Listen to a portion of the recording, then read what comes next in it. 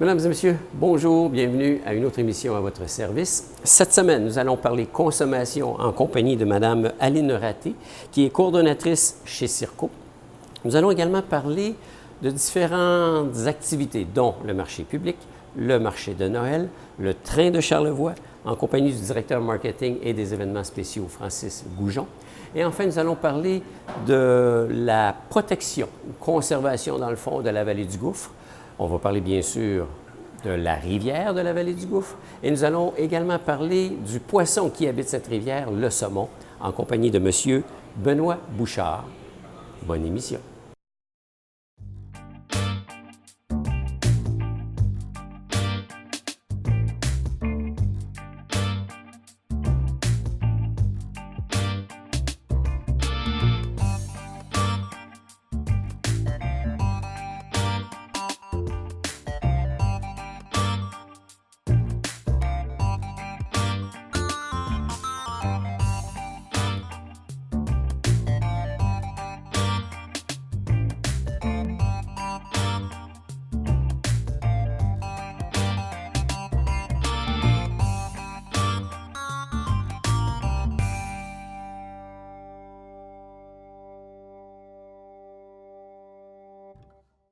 Alors, Mme Aline Raté, bonjour. Bonjour. Vous êtes coordonnatrice chez Circo, Oui. qui est en soi le Centre d'information de recherche en consommation de Charlevoix. Charlevoix-Ouest. Charlevoix-Ouest. Pour préciser, OK. Donc, c'est pas global, on couvre la région. La MRC. Y a-t-il un Circo dans l'Est aussi? Dans l'Est, il n'y a pas un Circo, mais il y a un organisme qui ressemble un peu. C'est plus le service d'aide communautaire de Charlevoix. OK. Donc, c'est un organisme communautaire aussi qui a un peu le même type de mission, mais chaque organisme communautaire a souvent des spécificités au fond. OK. Donc, c'est chacun a son titre, Oui. mais Oui. on fait sensiblement la même chose. Tout à fait. On travaille aux mêmes enjeux. Circo, comme on le disait, c'est un centre de recherche et bien sûr en consommation. Donc, on touche davantage le sujet de consommation en général. Comment une personne consomme, qu'est-ce qu'on nous offre, à quel prix qu'on nous l'offre, et ainsi de suite. Effectivement, on travaille beaucoup au niveau, je vais spécifier, on parle beaucoup de droits en consommation. OK. Donc, on n'est pas tant d'en dire quel est le meilleur objet à acheter. Quoique les gens pourraient venir au bureau, nous, on a la fameuse revue Protégez-vous qui permet de faire des choix au niveau de la consommation. Donc, nous, on est plus dans la question plus de droits. OK. Donc, informer sur les droits, s'assurer que les droits sont respectés et beaucoup orientés vers la bonne ressource aussi, au fond. Parce qu'on parle de droits en consommation, alors que le droit, c'est très large, là, au fond. Ah, c'est ça, souvent on nous prend pour acquis les consommateurs, mais on a des droits. Puis dans ces droits-là, ça nous permet de nous défendre. Tout à fait. Tout à fait. Parce que le plus bel exemple qu'on peut donner, je ne sais pas, on subit des hausses régulières. Est-ce qu'on peut contester les hausses en question? Que ce soit sur, je sais pas, le loyer, Effectivement. que ce soit sur l'électricité peut-être même? Bien, dans les faits, rapidement, je vous dirais que tout ce qui touche le logement, entre autres, il n'y a pas d'organisme sur le territoire qui travaille là-dessus. Donc, effectivement, parce qu'on rejoint beaucoup de personnes, souvent en situation de vulnérabilité. Donc, souvent, on va essayer de donner l'information par rapport à tout ce qui est le logement. Justement, comment faire pour refuser une hausse, c'est quoi les recours, s'il y a du bruit. Et on va aussi référer à un organisme, souvent, quand c'est un peu plus complexe ou plus spécifique, à un organisme qui est vraiment spécialisé dans ça, qui peut donner des services. Mais dans les faits, ce qui touche le bail, les services gouvernementaux, souvent, programme allocation logement, au fond. Nous, on n'est pas gouvernemental, mais souvent, on va accompagner la personne pour lui aider à compléter le formulaire et souvent, je dis à comprendre le langage. Ça, c'est pas toujours évident. Pas toujours évident. Il y a des personnes très intelligentes qui ont l'air à prendre plaisir à rendre ça compliqué. Ce qui devrait être simple. Ce qui n'est pas toujours simple, effectivement. Vulgariser, c'est pas si facile que ça. Donc, dans nos services, en fait, nous, souvent, j'appelle ça l'accompagnement. C'est-à-dire qu'une personne va venir à nos bureaux, on va essayer de comprendre c'est quoi la situation et on va appeler en présence de la personne. On n'est pas des avocats, on ne représente pas, mais souvent on se sert de personnes pour retraduire un peu les choses et poser des questions. Donc, quand on parle au niveau gouvernemental, souvent on agit à ce niveau-là. Est-ce qu'on fait surtout affaire avec des personnes dites défavorisées? Et je vais vous dire quelque chose. Notre organisme, tout est gratuit et on n'a pas besoin de savoir les sources de revenus et tout ça. Donc, ce n'est pas une question qu'on va poser. Par contre, je pense que oui, on rejoint majoritairement des personnes aussi plus âgées. Vulnérables, elles sont et vulnérables. Plus vulnérables, et plus vulnérables, okay. effectivement. Donc, mais c'est pas une question qu'on va leur poser, mais effectivement, oui, on rejoint des personnes qui ont beaucoup de difficultés, mais quand on est en consommation, ces droits, c'est pas nécessairement des personnes qui sont vulnérables aussi, parce qu'on parle de droits de consommation. Ouais. Mais on rejoint, ça fait presque un an et demi que je suis là, puis je vois qu'on rejoint davantage des personnes un peu plus vulnérables, effectivement. Okay. Parce que qui dit vulnérabilité aujourd'hui, ça peut arriver à tout le monde. On vit une situation, boum, du jour au lendemain, notre situation change complètement. Tout à fait. J'avais des obligations. Comment j'y fais face? À qui je m'adresse? Donc, c'est un peu tout votre rôle que vous avez, là. Effectivement, mais je vais juste spécifier quelque chose tout de suite parce que nous, on est au centre communautaire, donc il y a le ProSanté qui est propriétaire des lieux d'ailleurs, mais tout ce qui est le service aide budgétaire, c'est offert par ProSanté. Okay. Par contre, nous, le mandat un peu plus des droits, des recours, au fond, résilier un contrat, ça se fait-tu ou pas? La fameuse vente itinérante, qu'est-ce que je fais? Quelqu'un est frappé à ma porte, puis... je me suis fait avoir, je pense, y a-tu des recours possibles? C'est ça, qu'est-ce que je fais? Des assurances. Fait que souvent, c'est ce genre d'informations-là qu'on va répondre. C'est sûr qu'on ne remplace pas l'Office de protection du consommateur, là. Mais c'est par contre, l'organisme pour lequel on est partenaire. Le premier niveau de proximité. Oui, tout à fait. Mais pour porter plainte, pour une lettre de mise en demeure, c'est quoi le recours possible? Effectivement, on est là pour répondre aux personnes. Dans un contexte plus individuel, effectivement. Parce que votre existence, ça n'existe pas depuis hier, ça existe depuis... 1983? Oui, puis l'incorporation lui-même depuis 85. OK. Donc, ça il y a une longue année. On est plus dans le 30 ans, j'ai de calculer, là, mais en 2019, 2019, ça fait plus que 30 ans. Effectivement. Mais oui, c'est un organisme qui est là depuis longtemps, puis comme tous les organismes communautaires, ou peu importe les organismes, avec le temps, les choses changent. Oui. Au fond, il y a eu longtemps les personnes qui ont été à l'emploi, il y a eu quelques changements. Moi, je suis là depuis 1 an et demi. Donc, les situations changent aussi. Puis c'est vrai aussi au niveau de la consommation, parce qu'il y a 30 ans, on ne parlait pas tant ça d'achat par Internet. On parlait moins de... C'était les ventes itinérantes, c'est le monde qui passait par les rues. Ventes itinérantes, c'est ça, les ventes des crédits. Et la loi bouge beaucoup aussi. Il faut dire aussi que des choses bougent beaucoup. Fait qu'il y a eu dans le passé, là, je vais avec ma mémoire, beaucoup de travail d'éducation, de cours, de budget, comment faire un budget, des choses. C'est là, parce que c'est notre côté prévention. On a quand même un contexte de prévention. Mais depuis quelques années, c'était un peu moins présent. Mais c'est ça, j'en profite pour l'annoncer, grâce à des nouveaux projets, nouveaux financements, on recommence ce volet-là qui est important pour Circo, celui de faire de l'éducation populaire et d'aller au niveau de la prévention. Fait qu'il y a une nouvelle personne qui est engagée depuis avril, Joanne Savard, qui est agente d'information, de sensibilisation et de formation, au fond. Fait que s'il y a des demandes précises, au fond, on s'engage, dans la mesure du possible, de répondre à des besoins très précis pour des groupes. Au fond. On a déjà commencé un peu à l'offrir. On était parlé un petit peu de consommation responsable, on avait parlé un petit peu par rapport au crédit. Donc, c'est très variable, mais c'est sûr qu'on parle de renseignement personnel, on parle de maltraitance financière. Donc, c'est sûr, ça nous fait plaisir. C'est des groupes qui ont des personnes à qui elles veulent offrir soit un petit cours, soit une rencontre. Oui, on est là pour ça maintenant.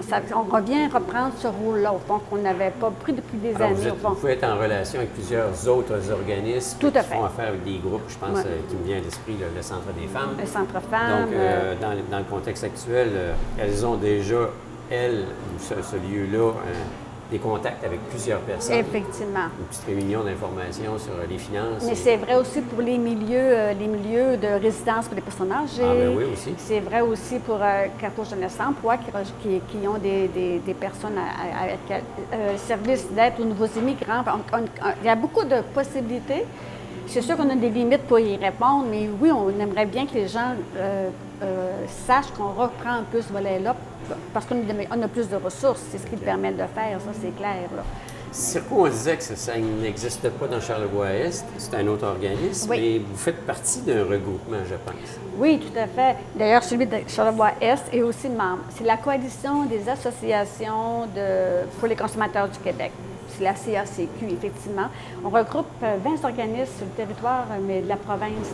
Des organismes qui ressemblent beaucoup aux nôtres, c'est souvent en région, que ce soit en Abitibi, en Estrie, en tout cas, je ne peux pas les nommer toute la gamme, il y en a vraiment... Les consommateurs sont partout, quoi. Ils sont partout, puis ça, c'est un des avantages parce que ça nous permet, nous, de bénéficier de l'expertise et de l'expérience de différents types d'associations, au fond, qui ont rencontré des difficultés par rapport à un marchand, une vente itinérante, peu importe. Donc, il y en a qui travaillent davantage au niveau d'Hydro-Québec, donc ils ont plus souvent à travailler ce type de dossier-là.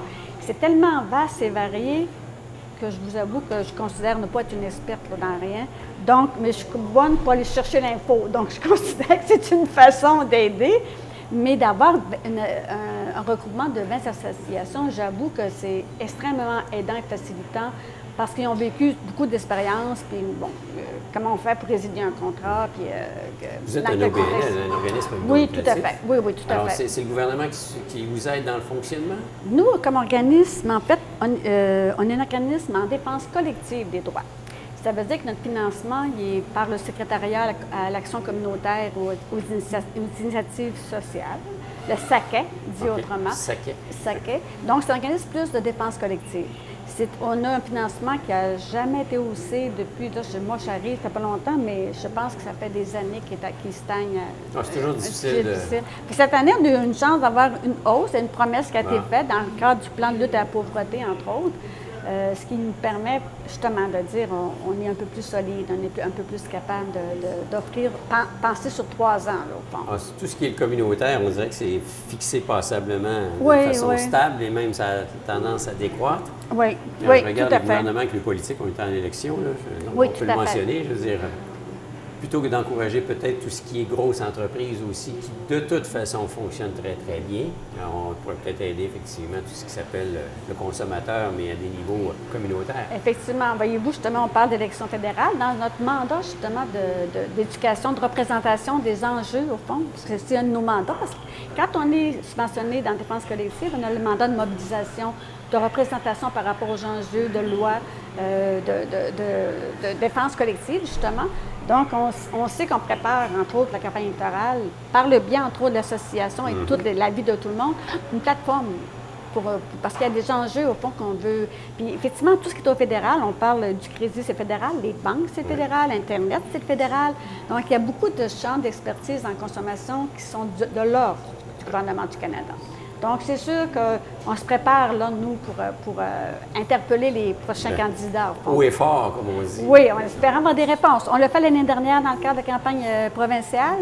Fait que c'est sûr qu'on va avoir un colloque organisé là, bientôt là, par rapport à ceux qui se présentent dans Charlevoix. Bien, j'imagine. Mais l'année dernière, on avait quand même, je vais faire pareil cette année, tenter de rejoindre les candidats pour aller présenter c'est quoi nos enjeux au fond. Parce qu'on sait qu'au niveau fédéral, puis là, je vais dire ça, puis c'est un petit bureau à la consommation, là, un petit bureau dans le grand secteur de l'industrie.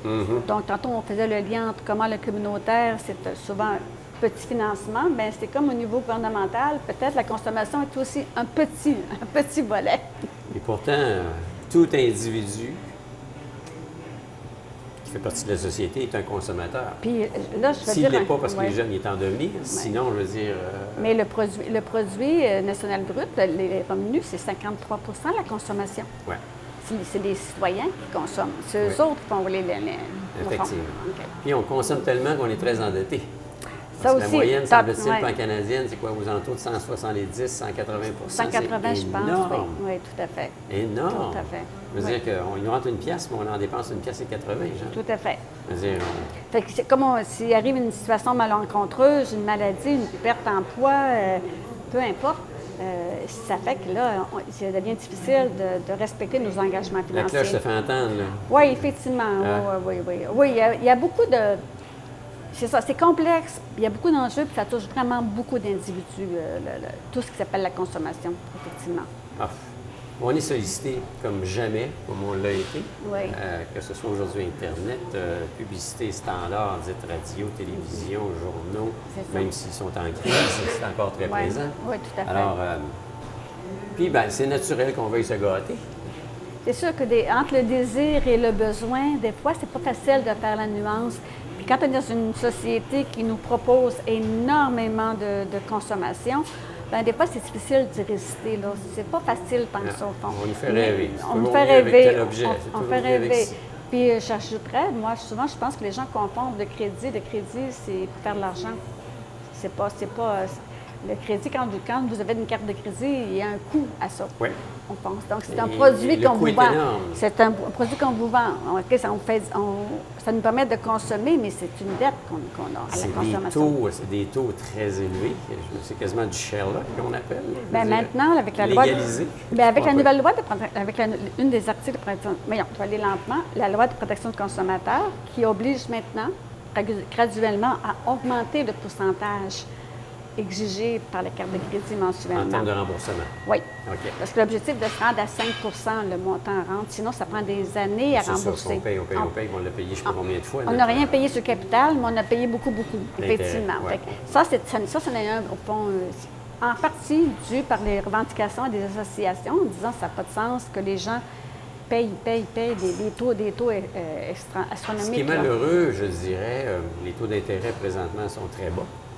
Oui. Mais les taux d'intérêt chargés par les banques pour leur carte de crédit, ça n'a pas baissé, ça.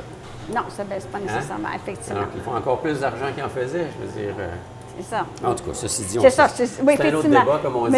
Mais effectivement, c'est quand même, je vous dirais, comme association, une préoccupation que les gens soient conscients de ces enjeux-là. Bon, quand on parle collectivement, ce n'est pas qu'un individu.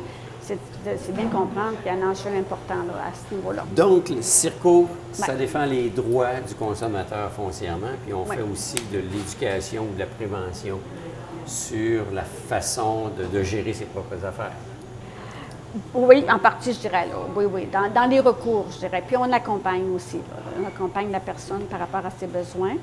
On fait aussi, on essaye, on a repris ce que j'appelle les chroniques. On revient vous voir, on revient se montrer la face. Là.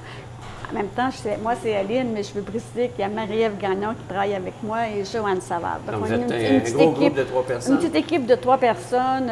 Comme toute petite équipe, on travaille comme si on était 6? Puis pas tout le monde en même temps. Okay. Parce que, présentement, Marie-Ève, pour le moment, n'est pas encore à l'emploi, là, mais elle s'en vient. Fait qu'au fond, on est une petite équipe, mais il y a beaucoup de bénévoles, évidemment. Un organisme qui est âgé en âge, mais il y a aussi une stabilité importante dans les conseils d'administration.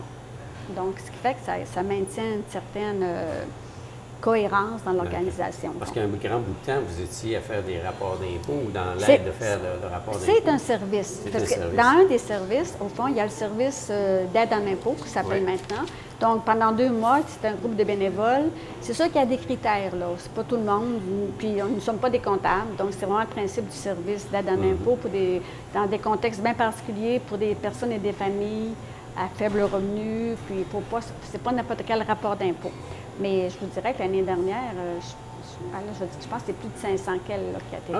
Oui, tout à fait. Fait quand mars et avril, là, c'est comme ça rentre.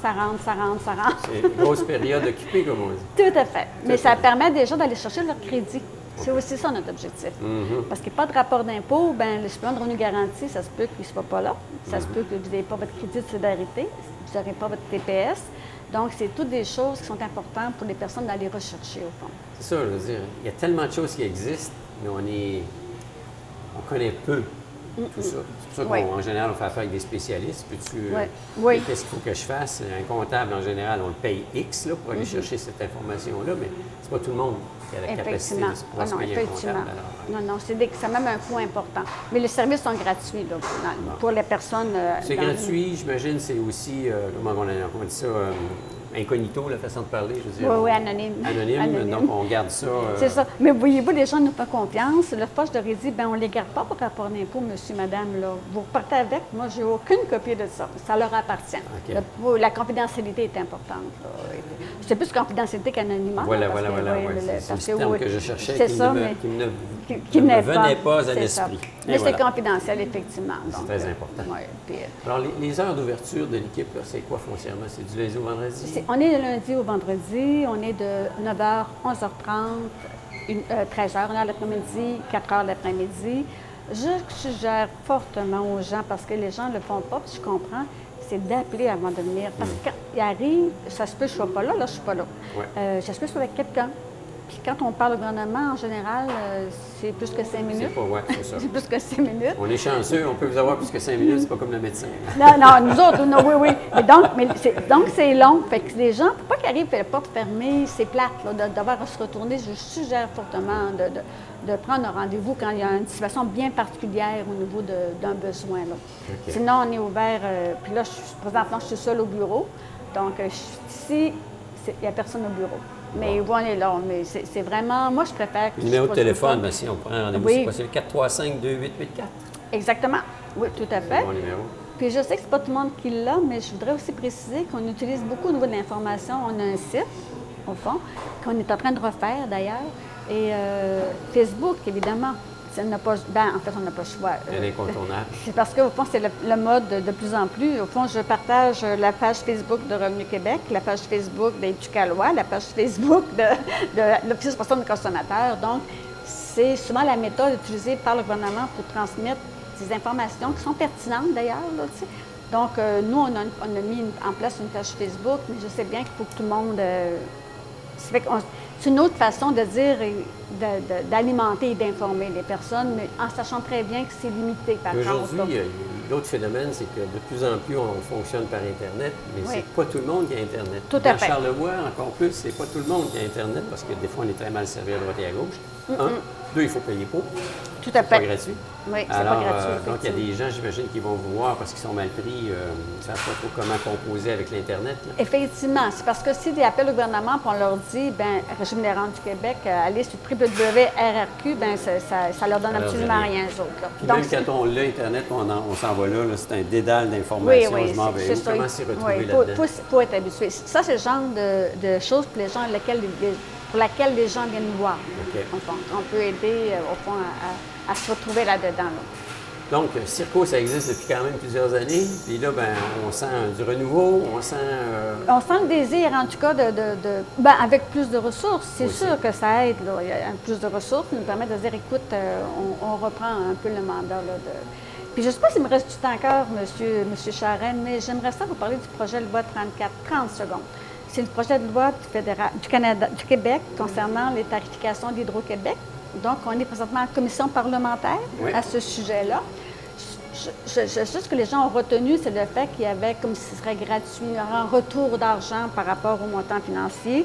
Mais dans ce projet de loi-là, l'association dont je suis membre, la Coalition des associations de consommateurs du Québec, a préparé un mémoire, mais on n'a pas été accepté pour aller à la commission parlementaire qui se passe présentement. Okay. Je veux juste rappeler aux gens, puis moi, j'ai envoyé sur Facebook, j'invite les gens à l'appeler notre député pour lui dire qu'on est en désaccord, parce qu'entre autres, ce que ça propose, c'est une augmentation du coût d'électricité automatique au coût de la vie.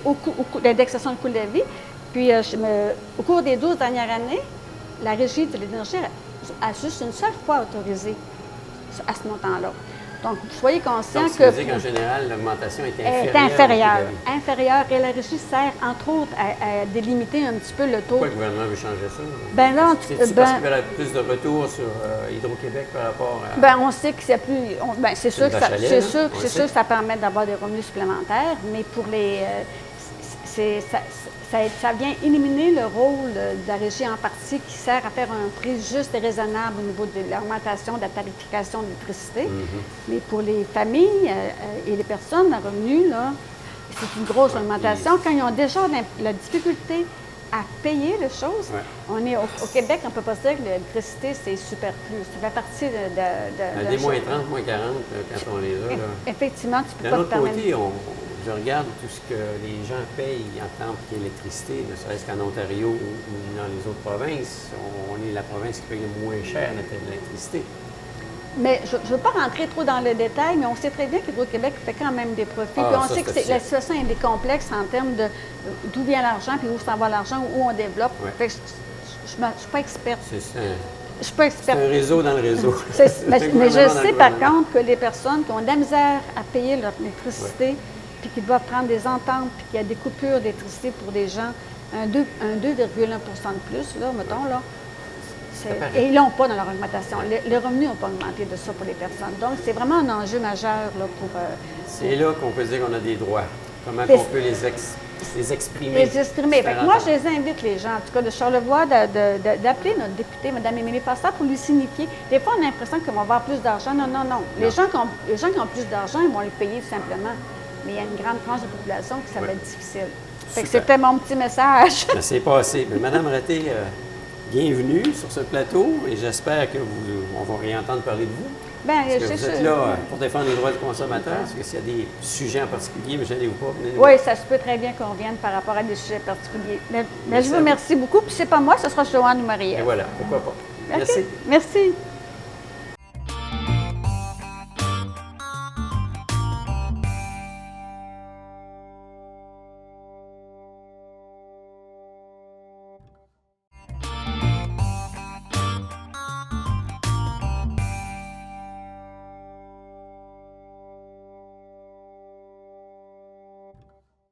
Francis Goujon. Bonjour. Bonjour. Bonjour, Herman. On commence à être des habitués. Là. Ben oui, je suis un habitué. À votre service. À votre service. Et voilà, pourquoi pas. Alors, tu es directeur, bien sûr, marketing et des projets spéciaux pour le train de Charlevoix. Oui. Alors, qui dit train, dit on est presque rendu, là. L'été est terminé, bientôt c'est le 21 septembre, c'est le temps qui commence. Bien, nous sommes dans notre haute saison. Alors, depuis, exact. C'est pas l'été, c'est l'automne. C'est l'automne, exactement. Notre saison d'été fonctionne très bien, mais à partir de la fête du travail, c'est la saison d'automne. On ne fera pas des accroires. Le Charlevoix, l'automne, c'est magnifique. Alors, pour nous, c'est la haute saison là, qui est entamée de ce côté-là. Alors, les couleurs sont à peine commencées, là, mais déjà, là, on sent que ça s'en vient. Exactement. Les journées raccourcissent. Oui, on le sent aussi. Ça prend le petit manteau. Voilà. Hein? Puis on va continuer jusqu'au 21 octobre, notre saison. 21 octobre. Exact. Est-ce que c'est sensiblement la même chose que l'an dernier ou pas? Oui, pas mal. On a débuté sensiblement aux mêmes dates et on termine aux mêmes dates que l'année passée, à peu près, de notre année 2018. Okay. Jusqu'à maintenant, dans les pronostics, est-ce que ça suit les courbes que vous aviez planifiées? Oui, c'est ça. Bien, trop tôt encore pour faire le compte-rendu global, mais ça va bien. C'est que les ventes continuent d'augmenter. Puis à chaque jour, on fait les ventes parce que ces temps-ci, je pense que c'est plus l'impression des ventes de dernière minute. Alors, qui arrivent, puis là, les couleurs, c'est dès que ça va commencer, là, c'est sûr. On s'attend aussi, comme l'année passée, à avoir des bons revenus de ce côté-là. OK. Parce que dans les fêtes, l'an dernier, vous aviez vécu le train, entre autres, un avarie. Donc, pendant un bon bout de temps, il y avait un train qui était non disponible. Exact. Alors, ça a créé une baisse, effectivement, d'achalandage naturel, pas qu'il y avait moins de services à faire. Exact. Là, cette année, on a opéré toute l'année. Bien, on a opéré toute l'année, effectivement, donc pas de bris cette année. Même un troisième train. C'est ce que j'allais dire, exactement. Alors, pas de bris cette année, puis on a opéré avec un troisième train qui est arrivé en début de saison. Puis le rôle du troisième train, c'est pour la capacité aussi, mais c'est pour assurer une maintenance, pour faire une rotation à travers les trains. Alors, de ce côté-là... Ils sont moins sollicités, donc on augmente la durée de vie de chacun. Exact. Fait qu'on a touché du bois en début de saison, puis ça nous a servi parce que ça a bien été. Il n'y a pas eu de bris mécanique majeur cette année. Okay. On est bien contents. C'est bon, c'est bon, c'est bon, c'est bon. Le train est toujours un produit d'appel? Oui, un incontournable même, je dirais, un produit d'appel assez unique aussi au Québec. Il n'y en a pas beaucoup des régions qui peuvent se vanter d'avoir un train dans une municipalité. Mm-hmm. Parce que, effectivement, je ne sais pas si le train qui est entre Montréal et Sherbrooke existe toujours, mais ici, il est là. Ça fait combien d'années déjà, là? Bien, depuis, là, il y a eu une grande historique de train ici, dans Charlevoix, mais comme on le connaît aujourd'hui depuis 2015. 2015 comme tel. Exact. Super. Exact. Le train, bien sûr, joue son rôle par rapport à l'attraction, donc c'est un produit d'appel. Mais là, vous êtes rendu avec Réseau Charlevoix, on parle aussi de projets spéciaux, marketing et projets spéciaux. Oui. À déborder un peu juste le fait de dire le mandat, c'est le train. Là. On touche à d'autres choses, des événements, entre autres. Exact. Puis là, on va aller vers Noël. Alors, en fait, il y a une bonne opportunité. La mission du train est de bonifier l'offre touristique, culturelle aussi d'une région. Et il y avait une opportunité en début d'année là, de collaborer avec la COFEC, qui organise les fêtes et les événements de Charlevoix, notamment pour l'ancien rêve d'automne et le marché de Noël à Baie-Saint-Paul. Alors, c'est une opportunité de collaborer, jouer un rôle de chef d'orchestre, si on veut, avec la COFEC, pour continuer à bonifier l'offre touristique, en appliquant le train, évidemment, aussi. Alors, cette année, on a fait l'annonce sous peu. On est très content de sortir un train pour le marché de Noël. Qui est une première. Qui est une première. Et c'était demandé, hein? C'était Oui. demandé par les gens d'ici, mais aussi par la clientèle, par les visiteurs. Et là, on sentait que c'était le bon timing de le faire. Alors, un train de Noël qui va entrer un peu dans la programmation du marché de Noël, ici à Baie-Saint-Paul. On parle de fin novembre, début décembre. Exact. Donc, les mêmes dates que le marché de Noël. Donc, la dernière fin de semaine de novembre et la première fin de semaine de décembre. Et alors, il y aura des départs qui vont aller de Québec le vendredi, samedi, dimanche, et aussi de la Malbaie le samedi. Alors, des visiteurs ou des passagers qui veulent prendre des départs de la Malbaie pour prendre une nuit dans les hôteliers dans l'Est, aucun problème, ça se fait aussi. Alors, ce qui veut dire que là, vous vous associez effectivement à des activités qui sont ici présentes. Oui. En plus de vous associer, vous vous impliquez par le fait même, S'implique. parce que là, vous êtes partie intégrante de tout ce qui s'appelle un peu programmation de ces Oui. événements-là. Oui. L'objectif derrière tout ça, c'est, bien sûr, j'imagine, c'est d'attirer du monde avec le train. Puis une fois qu'ils arrivent ici, c'est qu'ils vivent une autre expérience à la saveur locale. Exactement. Alors, l'expérience de Noël, si on veut, avec le train va commencer du point de départ, déjà de Québec. Le train va être illuminé, animé, il y aura des produits spéciaux à bord du train, il y aura un conte pour les enfants qu'ils pourront suivre à travers la voie ferrée, à travers le trajet.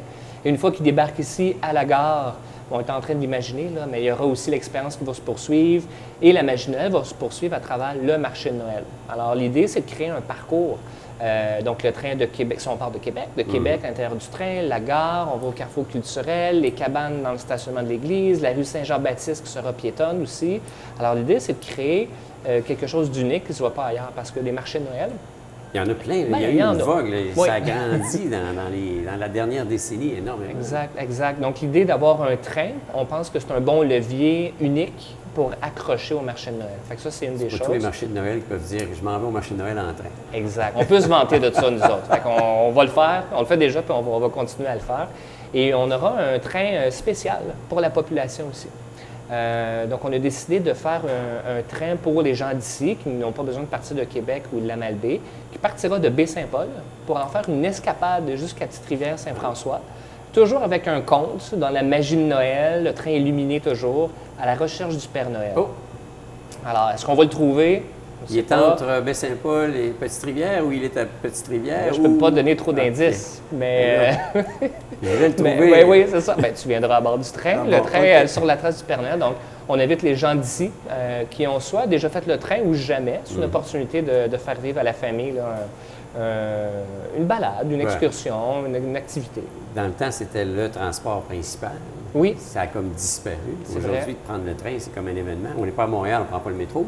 exact, Mais exact. prendre le train ici, sur une voie ferrée, avec le décor que l'on a, Ben exactement. Puis à 15 en plus, Oh, c'est pas cher, ça. c'est vraiment pas cher. Alors, ça vaut la peine. Fait que on offre ça aussi déjà dès maintenant, en plus de nos visiteurs, touristes ou pas, qui vont partir de la Malbaie alors, ou de Québec à ce moment-là. Fait qu'on a bien hâte, on est bien excités. ça chôme pas. Bien là, ça ne chôme pas. Donc, on travaille dans 2 saisons, là, dans les couleurs de l'automne, puis dans les couleurs de Noël, là, de rouge et blanc et vert. Effectivement, avec Pour la le neige. fin novembre et décembre. Oui, On exact. sait pas, on exact. sait pas s'il va y avoir de la neige tôt cette année, mais en tous les cas, à suivre. ça À va. suivre. Bien, c'était une demande dans le marché de Noël. On écoutait les commerçants, les exposants de l'année passée. Et une des demandes était de décaler d'une semaine le marché de Noël dans l'idée ou dans l'espoir d'avoir Qu'il y a de la peut-être la neige. neige. OK. Et avoir un peu plus d'esprit de Noël déjà là, à ce moment-là. Fait que c'était une des demandes ce qu'on a fait. Donc, on a écouté, puis on a déplacé d'une semaine alors le marché de Noël. Donc, le train J'avais aussi. pas réalisé qu'il avait été déplacé, effectivement. Oui, Ouais. d'une semaine exact. C'était dit que la deuxième fin de semaine de novembre, moins de chances d'avoir de neige. Alors, on croise les doigts déjà, on va accrocher notre chapelet sur la corde à neige. De toute façon, il n'y a pas trop d'événements à cette période-là de l'année, donc on n'était pas empiétré sur d'autres activités qu'il peut y avoir dans Exact. le coin. là. Exact, on s'est assuré de ça aussi. Il y a le Salon des métiers d'art et il y a d'autres choses aussi qui se déplacent, mais il n'y a rien pendant ces fins de semaine-là, à ce moment-là. Alors, on a pris le créneau de notre côté. On est bien contents. Là, le train, quand les gens prennent le train qui arrive de Québec ou même de Baie-Saint-Paul, les dimanches, il y a toujours le marché public. Oui, alors, marché de Noël, marché public, alors on bonifie l'offre aussi. Le marché public, bien oui, donc il a commencé à la Saint-Jean-Baptiste et se poursuit alors jusqu'au 13 octobre, jusqu'à la fin de semaine de l'Action de grâce. Normalement, c'est un gros week-end, l'Action de grâce, Oui. pour Quand la même un région. 3 jours, C'est un c'est- 3 jours, exact. C'est un gros marché pour nous ici, mais pour la région également. Alors, ça se poursuit. Donc, de 10h à 14h, on est toujours à la place dans la cour arrière du Germain. Et on a notre musicien qui est toujours en prestation musicale aussi à partir de 11h. Et on est ailleurs. Là, on a fait de la saison d'été. Là, on rentre dans la saison d'automne. Regarde, c'est la belle saison là, où tous les maraîchers viennent présenter leurs produits. Puis... Exact. On a un maraîcher principal ici, les jardins écologiques. Là, il a sorti les cantaloupes déjà. Ah, c'est tellement bon. Alors, fait que les nouveaux produits sortent. Oui, tout ce qui s'appelle légumes aussi, là, oui. C'est coloré, c'est frais. Là, je veux dire, là, on peut y goûter. Là, on ferait des bons bouillis ou ces choses-là. Exact. Et moi, j'en croise souvent des gens qui viennent seulement profiter pour jaser avec les commerçants. C'est dans une cour, c'est agréable.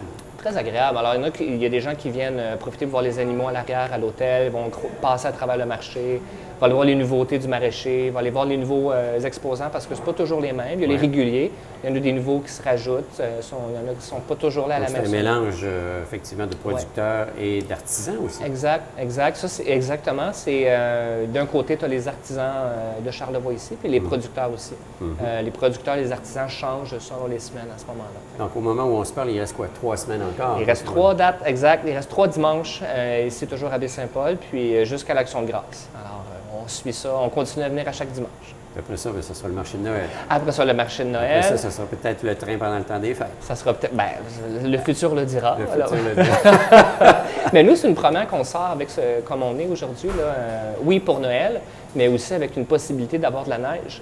Alors, ça signifie un test aussi pour nous, là, dans une vision de sortir sur 4 saisons, qui n'est pas encore sur papier, là, rien de ça, mais ça va faire un bon test. Alors, on va-tu avoir de la neige? On va-tu avoir pas de neige? Fait qu'on va dealer avec. Ce qu'on veut officiellement, c'est du monde. Et oui, c'est ça, exact. Du monde qui puisse effectivement venir jouir des lieux, venir jouir de tout ce qui est présenté comme tel. Si on fait une balade en train avec ça, En plus, c'est très unique. Alors, on travaille dans ce sens-là. Et pour le marché, on travaille aussi pour une programmation là, on essaie de faire différent de l'année passée. Il faut se renouveler à chaque fois. Puis, on est là-dedans. On a un comité qui est en train de s'organiser. On va décliner notre programmation pour le marché. Je vais te poser une question par rapport au fait que tu es un étrange. Tout le monde le sait. Comme moi, d'ailleurs. Depuis ton arrivée, ça fait presque 2 ans. Un an et demi. Bien, presque 2 ans. Ça fait longtemps que je dis 1 an et demi, mais je vais approcher de 2 ans. Tu as raison. Mais là, ta perception de Charlevoix en tant que personne extérieure qui est venue ici, puis là, qui est partie intégrante dans la planification et préparation de projets, c'est comment tu vis ça? Bien, très bien. Chose qu'on ne retrouve pas nécessairement à Montréal ou dans d'autres grandes villes. Moi, ce que je remarque, c'est les opportunités. Soit personnelles ou même en tant qu'organisation, dans le sens, le marché de Noël, c'est un bon exemple. Il y avait une opportunité, on l'a pris, puis les gens sont contents de travailler avec nous. Il y a beaucoup de collaboration qui se fait. Alors, j'ai l'impression qu'il y a une vision de municipale, commune. Tout le monde travaille ensemble pour faire un succès de notre marché de Noël. Donc, j'ai pas l'impression de travailler seul, j'ai l'impression de travailler avec les gens ici, que je n'avais pas nécessairement vécu ailleurs aussi. Alors, non, je suis très étrange, mais très, très intégré. Parce que ton statut et ton rôle en tant que directeur marketing et projets spéciaux pour Réseau Charlevoix, dans le fond, et le train de Charlevoix, t'amène à être en contact avec plein de personnes à différents niveaux. Exact. Et j'ai toujours la carte de la nouveauté. Alors, quand je me présente à quelqu'un plus reconnu parfois là, par la ville, je ne fais pas longtemps que je suis ici. Alors, j'ai pas tout l'historique. Raconte-moi un peu maintenant. Donc, j'arrive peut-être avec un œil nouveau. C'est en plein ça. Alors, un œil nouveau dans la gestion de projet, de marketing, ça peut être intéressant aussi. Ça me permet de rencontrer beaucoup de monde. Donc, j'ai cogné à la porte de plusieurs commerçants, avec plusieurs personnes aussi. Puis, je me présente, alors très humblement, bonjour, marché de Noël, train de Noël, voici ce qu'on fait. Alors, moi, je n'ai pas tout l'historique des 10 dernières années. Je comprends qu'est-ce qui s'est passé ou pas, qu'est-ce qu'on fait cette année, comment on peut travailler ensemble. Alors, ça me sert bien pour l'instant. Puis, les gens sont très collaborateurs. Je n'ai pas de mérite, là, ça se fait tout seul. Bienvenue, chapeau. Alors, merci, merci. C'est très agréable. Alors, on a toujours besoin, de toute façon, de se renouveler en général. Oui. D'aller puiser des idées ou des perceptions ou des visions avec des personnes qui viennent de l'extérieur, sans vouloir tout chambouler. Mais non. Là, c'est de voir comment on peut intégrer tout ça. Exactement. Fait que je me donne le rôle un peu de chef d'orchestre plutôt, parce que les idées, les recommandations, ils viennent Ils viennent des gens d'ici. Alors, moi, j'ai pas aucune prétention de savoir que j'ai la vérité absolue. Alors, je me sers des idées des gens d'ici, puis on met les choses en commun. Alors, c'est un vrai travail d'équipe. Très Alors, agréable. on se résume. Oui, Le train de Charlevoix est toujours là. On Oui. étire la saison jusqu'au jusqu'au mois 21 de... octobre, OK. Suite à ça, il y a le marché public qui, lui, se termine à l'Action de grâce. le 13 octobre. Suite à ça, il y a le marché de Noël qui s'en vient fin novembre, début décembre. Exactement. Alors, puis l'avenir nous dira si on aura un beau train pour l'hiver en sa pleine Exactement. saison. Peut-être avec le Club Med. Peut-être avec le Club Med, il va falloir que je revienne pour expliquer tout ça. Et voilà. Bien, merci pour ta présence. Merci Armand. Très agréable. Merci beaucoup.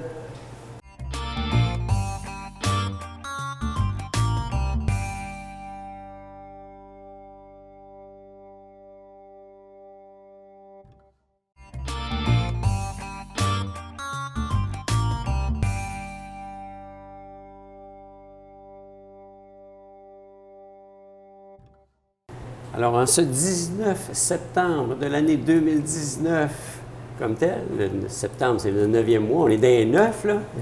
Oui. Alors, on accueille M. Benoît Bouchard qui vient nous parler effectivement de la toute dernière saison qui vient de se terminer sur la pêche au saumon et entre autres sur la vallée du Gouffre et la rivière du Gouffre. Bien le bonjour, bienvenue à cette émission. Bonjour. Vallée du Gouffre, rivière du Gouffre. Moi, j'aimerais qu'on vous parliez un petit peu de la vallée comme telle, là. Qu'est-ce qu'elle a de particulier, cette vallée-là? Bon, on a une belle rivière. Ça, c'est la rivière du Gouffre. Elle prend sa source à Notre-Dame-des-Monts, dans le parc des Grands Jardins, la ZIC des Martes. Elle passe à Notre-Dame, elle passe à Saint-Urbain, puis elle se passe à Baie-Saint-Paul. Donc, c'est un tout. C'est la vallée du Gouffre. On parle de quelle grandeur, là, grosso modo? On parle de 27 km. 27 km. OK. Donc, elle est sinueuse. La Serpente. Oui. Hein? C'est pas en ligne droite, là, cette rivière-là. C'est très, très, très sinueux, mais c'est le bijou parce que vous êtes président de l'Association de conservation de la vallée du Gouffre. Moi, je me disais, la vallée, c'est pas juste effectivement la rivière, mais principalement, c'est la rivière qui meuble la vallée. C'est la rivière qui meuble la vallée, oui. C'est un... Voyez-vous, l'histoire de la rivière du Gouffre, c'est un groupe de pêcheurs en 1979, une quarantaine de personnes qui ont décidé de former une association pour la conservation du saumon dans la rivière du Gouffre. Donc, ils se sont associés, ils ont sorti une charte, ils ont rencontré les propriétaires riverains pour avoir les droits d'accès à la rivière, parce que la rivière du Gouffre, c'est exceptionnel, c'est différent des autres rivières. Tous les propriétaires riverains sont propriétaires jusqu'à l'eau, la rivière. Donc, il faut obtenir les droits d'accès. OK. Quand vous dites que c'est comme pas les autres rivières, c'est... Ben, les autres rivières, ça peut être des zones d'exploitation contrôlées, ça peut être des rivières sur des terrains du gouvernement, les accès sont au gouvernement. c'est comme si notre rivière était habitée. Ouais. Tout le territoire est habité autour. Ça monte au début de la concession. OK. Alors, donc, c'est des passionnés de pêche, du saumon, entre autres, parce que c'est une rivière à saumon, là. Une rivière à saumon, oui. On est privilégiés dans Charlevoix, là. Il y en a 3, de la manière que vous m'expliquiez ça, là. Trois rivières. On a 3 rivières. On a la Petite Saguenay, la Malbaie, la Malbaie, la rivière Malbaie. Puis, on a la rivière du Gouffre. Est-ce que c'est 3 rivières en santé? Sûrement. Oui. Parce que le saumon, circule dans les rivières à santé. Faut que ce soit en santé. Faut que nos rivières soient en santé. Il faut que la qualité de l'eau soit bonne.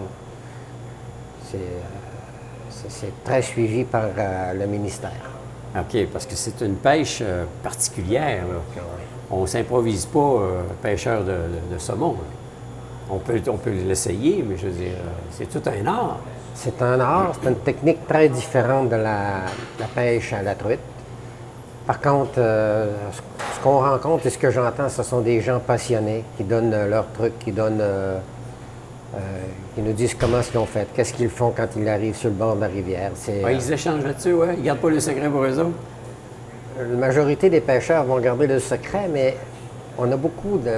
La pêche au saumon, c'est beaucoup d'échanges sur le bord de la rivière. Comme nous, la rivière du Gouffre, on n'a pas de zone contingentée, de zone réservée. C'est à rotation obligatoire. Souvent, sur une fosse, on va avoir 3-4 pêcheurs.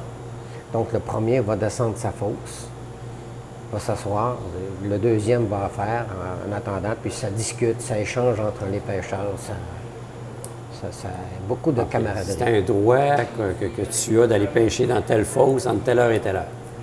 Ben, les règles de la pêche, c'est une demi-heure avant le lever du soleil jusqu'à une demi-heure après le coucher du soleil. OK. La règle sur les règles de l'association sur la rivière du Gouffre, c'est rotation obligatoire. Donc, tu ne peux pas monopoliser une fosse pour toi toute seule toute la journée. Tu es obligé de partager. Donc, tu peux te retrouver à 2, 3 pêcheurs dans la même fosse en même temps. 4, 5, 6. OK. Souvent, ce qu'on entend, c'est le plaisir d'être sur le bord de la rivière. C'est déjà un privilège. Pas obligé de pêcher. L'environnement est beau, c'est relax. On est choyé, Charlevoix, là. Oui, à ce niveau-là. Là, tout récemment, vous avez eu la possibilité de faire construire un accueil, justement, à Saint-Urbain, où les pêcheurs peuvent venir, puis là, ben, ils ont un point d'arrivée, là, comme tel. Oui, ils ont une identité, une propriété, un lieu. Il faut que nos visiteurs, nos pêcheurs se sentent chez eux, là, se sentent l'accueil leur appartient. L'accueil leur appartient. Ça, cette construction-là, là, c'est dans le cadre du programme d'infrastructure du gouvernement 2017-2022. On a fait une demande de programme, mais on a été accepté. On a été choyé, on va dire, choyé pour ce pavillon-là. La municipalité nous a donné le terrain sur le bord de la rivière. Ah, c'est stratégique, là. C'est très stratégique, votre emplacement, là. Les gens ont cru en nous. OK. Fait que c'est ce qu'a fait. On a fait la construction. Ça a commencé après la saison l'an passé. Ça a été livré au mois de janvier. Et les pêcheurs ont eu l'occasion de visiter leur propriété. Les commentaires, très heureux. C'est que du positif. Bah, voyez-vous, on a été un bout de temps dans une roulotte. Un début. Puis là, on est rendu, on a une propriété. On a une propriété. Les pêcheurs ont une propriété. Un accueil officiel. Officiel, oui. Est-ce que ça a été une bonne saison 2019? Parce que est-ce que c'est une saison qui ressemble aux années antérieures? C'est différent. Le saumon, c'est la nature. Hein. Les pêcheurs me disent que le saumon, on le voit, il est là. Mais c'est pas tout de le voir. Il faut qu'il vienne à la mouche. OK. On a une petite baisse pour les remises à l'eau. Les pêcheurs, la remise à l'eau n'est pas obligatoire, pas une déclaration obligatoire. L'enregistrement est obligatoire, comme le gros gibier, mais pas les remises à l'eau. Donc, on a des pêcheurs qui participent, qui nous déclarent leur remise à l'eau, tout ça. On a, je vous dirais, on a une différence d'à peine une dizaine de remises de moins que l'an passé. On parle de quoi comme chiffre, là, grosso modo? De remise à l'eau, on parle de 183 remises à l'eau. OK. Puis, vous permettez, je vais... Oui. Ben oui. 183 remises à l'eau. Si sur 183, on a 96 géniteurs, plus de 63 cm, et 87 madelino. Les pêcheurs auraient pu le garder, mais ils remettent Qui est un poisson un peu plus petit, là. Le madelino. Qui est un poisson qui est entre moins de 63 cm. OK. Parce que c'est ça, il vient au monde, il grandit, ensuite il atteint une certaine maturité, mais il y a plusieurs étapes dans sa croissance. Oui, c'est ça. Alors ça, c'est une des étapes, le madelino, là, comme tel, qui est avant sa maturité globale. Là. Mais le madelino revient dans sa rivière d'origine, OK. après quelques années en mer. Ça, c'est quelque chose, ça. Ils viennent au monde dans la rivière, ils vivent dans la rivière un certain temps, quasiment 1 an, 2 ans, 3 ans, ça dépend toujours du poisson comme tel. Il quitte sa rivière, s'en va dans l'océan. Il fait du millage en plus, ça s'en va très loin, ça, dans l'océan Atlantique. Puis ensuite, il revient 2 ans, 3 ans plus tard. Pas les faces. Effectivement, c'est la nature. La nature, elle est... c'est merveilleux, la nature. Il reconnaît sa rivière. C'est pas la mienne, c'est pas la mienne. Ah, celle-là, c'est la mienne. C'est un odorat. C'est pas comme un chien. Il y a beaucoup d'études concernant le saumon. Il y a beaucoup d'études. Le gouvernement fédéral, le gouvernement provincial, ils s'entendent pour ramasser la statistique, faire de la recherche, essayer de comprendre qu'est-ce que c'est que le saumon. Là, récemment aussi, je pense que vous avez eu cette année un outil qui vous aide à comptabiliser la montée du saumon. Oui, le ministère a installé la barrière de comptage avec toute la nouvelle technologie. Il a donné le contrat à une firme d'ingénieurs. Il a installé ça dans la rivière. Et une caméra frontale, une caméra latérale. On va passer le saumon avec des lecteurs optiques. C'est le même principe qu'à l'épicerie, là, avec le code à barre. Oui, oui, oui. Sauf que le saumon n'a pas de code à barre. Il n'y a pas de code barre, non? C'est la même chose. À partir de cette technique-là, ils sont capables de dire le poids, la grandeur. Ils sont capables de dire si c'est un mâle ou une femelle. Ça a de l'importance dans les données du ministère. Nous, ce qu'on fait aussi au pavillon, lorsqu'on enregistre une capture, on prend un échantillon de la dipeuse, l'aileron au-dessus de dorsal. On met ça dans une petite bouteille pour le ministère avec toutes les données. Le ministère fait la cueillette d'informations. Alors là, ça nous en apprend sur la rotation des poissons, l'âge du poisson, femelle, mâle, et la génétique dans le fond. C'est ça. Puis avec toutes ces informations-là, bien, ça permet de savoir qu'est-ce qui se passe dans notre rivière, qu'est-ce qu'on a comme poisson, qu'est-ce qu'on a comme saumon, la génétique, les prévisions, qu'est-ce que le ministère, qu'est-ce qu'ils veulent faire, qu'est-ce qu'ils vont faire avec la cueillette d'informations. En tout cas, ça leur permet de faire leur étude. Puis il y a aussi la rivière du Gouffre, c'est la rivière la plus proche de Québec. OK, oui, ça, c'est une autre particularité, là. L'amateur de pêche au saumon a moins à se déplacer en termes de distance pour avoir accès effectivement à sa rivière, si tu viens de la ville. 1h15, 1h30. Des fois, je vois, M. Charest, là, des gens s'enregistraient 4h, 4h30, là, probablement à la fin de 2 quarts de travail. Puis je les vois passer au pavillon, ils sont sur la rivière du Gouffre. En plein été. En plein été. C'est vous dire que les journées sont longues en plein été, donc vous 9 disiez heures, que tu peux 9h30. pêcher jusqu'à une demi-heure après le coucher du soleil, donc ouais. Donc c'est quand même une belle période dans la journée. Ça. C'est ça, oui. Ils viennent de où, les pêcheurs de saumon, là? On est à 1h15 de Québec, là, mais... Plus de 75 des gens qui fréquentent la rivière, c'est des gens à l'extérieur de Charlevoix.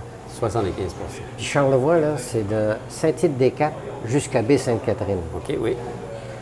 On a des gens de l'Estrie, Sherbrooke, Montréal, Laval,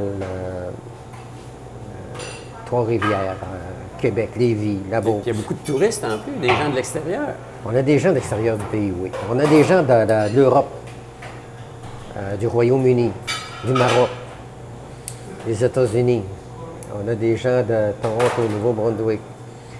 On a eu une personne de Newfoundland, Terre-Neuve, Ah oui. Colombie-Britannique. Donc, on vient de partout pêcher le saumon dans la rivière du Gouffre. Ben, c'est une occasion. Vous savez, les gens viennent dans Charlevoix, puis ils demandent pour aller à la... Peux-tu avoir un voyage de pêche? Peux-tu être accompagné à la pêche? Excusez. On a tendance à penser que quand tu vas pêcher le saumon, il y a juste les riches qui peuvent se le permettre, là. Je pense entre autres au forfait offert à l'île d'Anticosti, qui est supposément un paradis pour aller pêcher. J'y suis allé, j'ai vu. Ça coûte une fortune, mais foncièrement, c'est pas vrai, là. C'est pas vrai, parce qu'il y a des gens, des pêcheurs qui sont venus me démontrer, qui sont partis de Québec, la fête de la Reine. J'étais au pavillon, ils ont arrêté de me parler. Ils ont parti à 8 h le soir, ils étaient arrivés à 3 h. Voyez-vous, là, ils m'ont donné toutes sortes d'informations. On peut aller à la pêche à la truite. La pêche à la truite, ça te prend ton canot ou ta chaloupe, ton embarcation, tes droits de pêche, tes droits de passage. Puis là, il m'arrivait autour de 150, 160 $ pour une journée de pêche. La pêche au saumon, que ce soit, peu importe la rivière, voyez-vous, la gouffre, c'est 43 $ Pour pêcher. pour pêcher par jour. Par jour. Et si vous prenez votre permis saisonnier, 8 jours de pêche sur la rivière et vous êtes rentré dans votre argent. Ouais. C'est beaucoup de gens de Montréal, Laval, Sherbrooke, Québec ont leur permis saisonnier.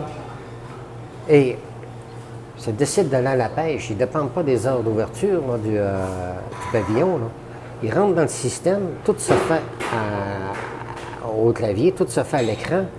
Réservation, paiement, tout se fait là. OK. Puis l'enregistrement, ils peuvent le garder sur leur téléphone intelligent. Si le gardien de la rivière ou les agents de la faune font une vérification, Et voilà. je suis enregistré. On s'est Donc, donné... vous ne voyez pas tous les pêcheurs qui se présentent à votre accueil. Là. On ne voit pas tous. Ce qu'on voulait avec ce logiciel-là, c'est arrêter, les pêcheurs arrêtent de dépendre des heures d'ouverture d'un pavillon. OK. Vous savez, il y a des pêcheurs, là, à 4 heures du matin, sont sur le bord de la fosse. C'est des lève-tôt. En général, c'est des lève-tôt. Mais le pavillon est ouvre à 8 heures. Ouais. Ils ont déjà perdu une grosse partie de la journée, les autres-là. Ils ont trouvé cette façon-là. Puis c'est bien. Vous avez des anecdotes, j'imagine, à rencontrer des pêcheurs sur une base quotidienne. Là. Vous me disiez qu'il y a un monsieur qui vient de la région de Sherbrooke. Là. Un monsieur de Sherbrooke, lui, là, il m'a conté que quand il vient sur la rivière, il s'assoit. Il vient pêcher, mais il s'assoit. Il s'assoit, puis il observe la fosse. Puis il prend un petit peu de liquide, là. Il y a toujours un petit peu de liquide, puis il voyage pas léger. C'est un gars qui se dérange pas. Toutes les fois que je l'ai vu, il n'était jamais dérangé, mais il me compte ça. Parce que toutes les fois qu'il vient, il enregistre des remises à l'eau ou des captures. Donc, il est performant, ce monsieur-là. Mais lui, il dit, je m'assois et j'observe. Et quand il y a un bouillon, j'y vais. Je veux rien savoir, j'attends. Je change ma mouche. Puis ça fait. Mais je vais vous conter, il y a une dame, c'est sa 2e année sur la rivière du Gouffre. Je dis, madame, je dis, avant de pêcher, asseyez-vous et observez observez la fosse. Environnement, oui. Prenez le temps, puis si vous voyez un bouillon, allez-y. Elle m'a appelé à 9h15 le soir pour dire, tu viendrais-tu enregistrer mon saumon? Oh! Elle dit, j'ai fait exactement ce que vous m'avez dit. Je dis, madame, c'est quelqu'un qui nous a donné ça, là, la recette, cette recette-là. Là. C'est un monsieur qui est calme. La madame, là, elle était enchantée. Là. La madame, elle, heureuse. Là, il y a de plus en plus de femmes qui pêchent. Surprenant. Ah ouais? Surprenant. Vous savez, on a un groupe de dames cet été, il y était 25 sur la rivière. Ils ont demandé pour venir à la pêche, puis on a dit oui. Avec les femmes, il y en a encore un autre groupe là, de la région de Montréal là, qui m'ont fait une demande pour venir l'été prochain. On va voir comment ça va aller. Ah, c'est génial, ça. La saison de pêche, ça commence quand, ça finit quand? Ça commence le 1er juin, c'est dans la loi. Le 1er juin, ça se termine le 15 septembre. Avec les changements climatiques, est-ce qu'on voit des changements au niveau de la migration des saumons ou pas? C'est difficile à dire. Voyez-vous, là, on a la barrière de comptage cette année. Mm-hmm. Mais il y en a eu une, là, 12 à 15 ans. C'est difficile de calculer. La rivière du Gouffre n'a pas d'estacade, n'a pas de barrage, il n'y a pas de saumon. Quand il rentre dans l'embouchure fin mai, Ils montent. il monte en haut. Là, parce qu'on a eu, fin mai, il y a des gens qui m'ont dit en haut, à Notre-Dame, il y a du saumon d'arrivée. Ah. Et le saumon d'arrivée. Le saumon, vous disiez, je pensais moi, que le saumon arrivait ici au printemps, puis ça monte. C'est à l'année, finalement. C'est à l'année. À l'année. Le saumon va suivre les lunes et les marées. J'ai appris ça encore aussi cet été. Les lunes et les marées. Le saumon entre avec les lunes et la marée. Mais je vais vous dire qu'il y en a passé encore un Madelino la semaine passée qu'on a vu dans le barrière de comptage. Le fait qu'on a tendance à croire qu'il y a de moins en moins d'eau dans les rivières, là, je veux dire, à un moment donné, le saumon, s'il n'y a plus d'eau, il ne peut pas monter. Oui, et ça, c'est une difficulté, mais voyez-vous, le saumon va se protéger. La nature est faite en sorte qu'il va se protéger. Il va rester dans des fosses, à l'abri du soleil, ou une arrivée d'eau fraîche, il va se protéger. On a eu une montée d'eau dernièrement, là, dans la crue des eaux. J'ai vu le niveau de la rivière remonter, le cubage. Ça fait que là, ça passe. Il y a des extrêmes. Hein. Au printemps, on parlait de combien de cubes, mètres cubes, c'est-à-dire? Au-dessus de 35, 38 mètres cubes. Puis on a tombé à 3,7 mètres cubes. Je sais, j'ai fait du kayak, puis je suis resté accroché, même en kayak. Le fait qu'il y a des gens comme moi qui font du kayak sur la rivière ou qui se baignent dans la rivière, ça ne dérange pas le poisson? Ça ne dérange pas le poisson. Ça dérange le touriste qui vient se faire... Ça, voyez-vous, c'est par ignorance que je pense, que j'ai cru comprendre des commentaires que j'ai eus cet été. Ceux qui font du kayak devraient demander aux pêcheurs, quand ils voient un pêcheur, à quelle place tu veux que je passe. OK. Mais c'est pas tout le monde qui sait ça. Donc, si le kayakiste passe dans la fosse ou le pêcheur, Il vient de... là, des fois, il y a des échanges avec des outils du curé, là, c'est pas plaisant. Ouais. Tant pour un pour l'autre, vous savez, là? En général, tu vas passer où il y a de l'eau. Sinon, tu t'accroches. Oui. Mais le saumon va se tenir où il y a de l'eau aussi. Parce Le que... saumon se tient de l'eau, mais le kayakiste peut passer en arrière du pêcheur. OK. Et non passer sur la ligne du pêcheur.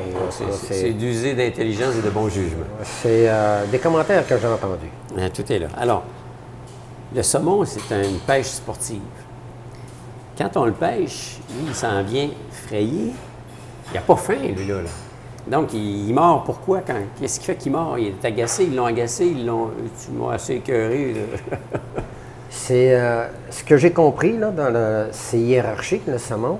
Les gros géniteurs, ils ont leur place. Les petits se tiennent... J'ai appris ça, là, il y a une hiérarchie. Le saumon, c'est un poisson qui est agressif. OK. Si la mouche le dérange, l'irrite, il va aller la chercher. Il ne la mangera pas. Il va juste aller la chercher pour la noyer. Ah. OK, c'est pour ça que, paf, on s'en va. Il va juste s'en débarrasser. Parce que c'est un poisson, il remonte des rivières, il remonte des chutes même, je veux dire. Et c'est pour ça que les gens me disent que la pêche au saumon, c'est pas comme à la truite. La truite, quand elle vient pour sauter, tu la ferres tout de suite. Tandis que le saumon, il faut que tu y laisses la ligne. Faut que tu y laisses le temps que l'hameçon s'accroche avant de le ferrer. Parce que si tu tires comme une truite, tu vas le perdre. OK. Puis ça se débat, là. Tu peux... Des fois, avant de le sortir de l'eau, ça va prendre combien de temps? Bien, ça dépend du pêcheur, ça dépend du débit d'eau, ça dépend de l'endroit, puis ça dépend de la grosseur. Il y en a un qui a compté cet été, il m'a promené, toujours en utilisant les outils du curé, pendant 2 heures de temps, puis je n'ai pas réussi à l'avoir. Ah ouais? Il m'a conseillé. Ah ouais. 2 heures, quoi. Il est là, il Essayé, l'a il attrapé. l'avait, il y a le combat. C'est une vraie pêche sportive. Mais, il dit, je le voulais, mais c'est pour moi qu'il l'a... Je ne l'ai pas eu, c'est lui qui m'a eu. OK. Donc, on parlait de... Il y a toujours eu du saumon ici, là. Il n'y a jamais eu d'ensemencement. La rivière du Gouffre a sa génétique d'origine. La génétique n'a jamais été changée. Elle est spéciale, c'est ça des génétiques de tout début. OK. Tout début. Quand j'ai demandé aux gens du ministère l'an passé, là, lors d'une rencontre, je trouvais qu'il n'y avait pas de saumon dans la rivière du Gouffre. J'ai demandé l'ensemencement. Ils m'ont dit, tu n'as pas besoin de ça. La rivière du Gouffre n'a pas besoin de ça. Eux savaient des choses que nous, on ne savait pas. Ils ont dit, la rivière du Gouffre a ses spécimens, a ses origines, ça n'a jamais été modifié depuis le début, c'est toujours sa génétique. Puis vous n'avez pas besoin de ça. Mais avec la barrière de comptage, qu'on essaie de savoir comment ce qui a passé, mais c'est tellement, ça change tellement. Les spécimens qu'on a vus passer, je suis obligé de leur dire, vous avez raison, monsieur. OK. Vous avez raison. Ah, c'est tout un poisson. Il est intriguant, il est captivant, il est sportif par le fait même aussi. Alors, puis vous êtes en charge.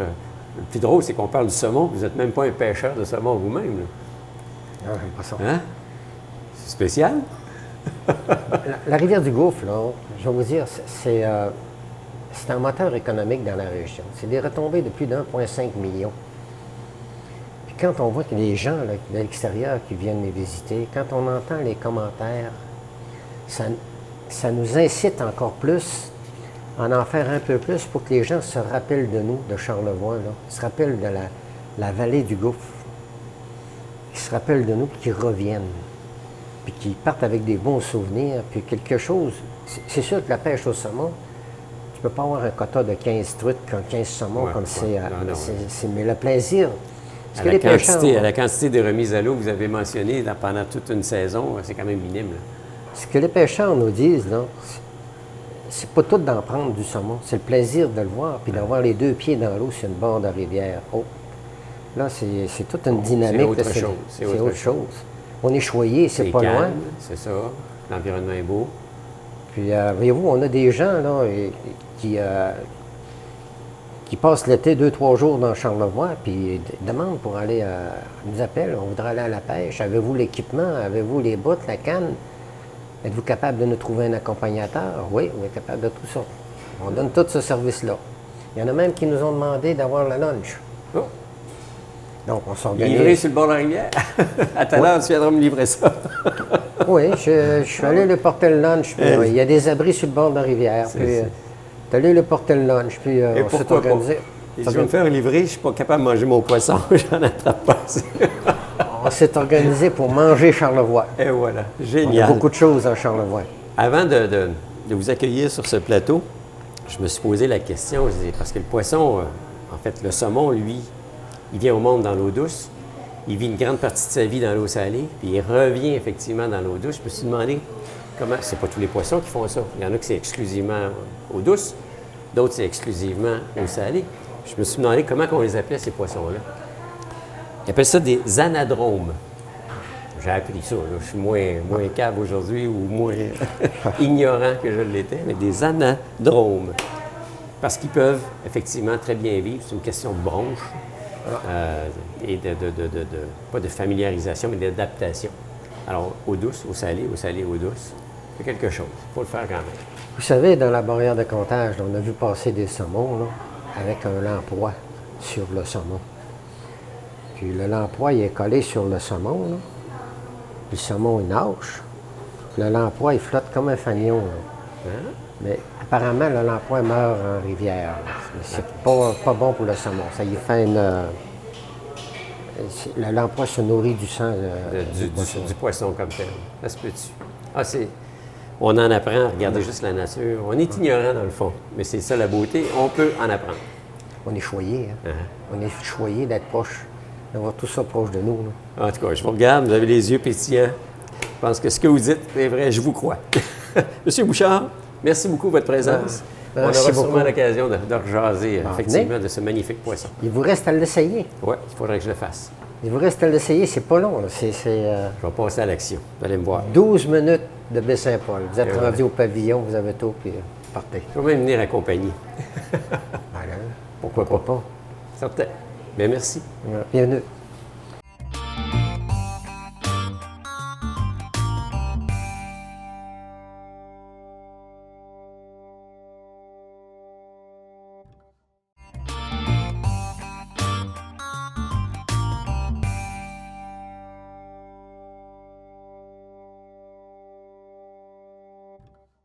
Alors voilà, une autre émission qui s'achève. J'espère que le contenu de cette émission vous a plu. Je vous invite à tous les jeudis, entre 3h30 et 13h, à venir ici au Café Les Moulins Lafayette pour venir, bien sûr, prendre un bon petit café, déguster un mets particulier et assister à l'enregistrement de cette émission qui a lieu, effectivement, à toutes les semaines. Alors, merci à mes invités.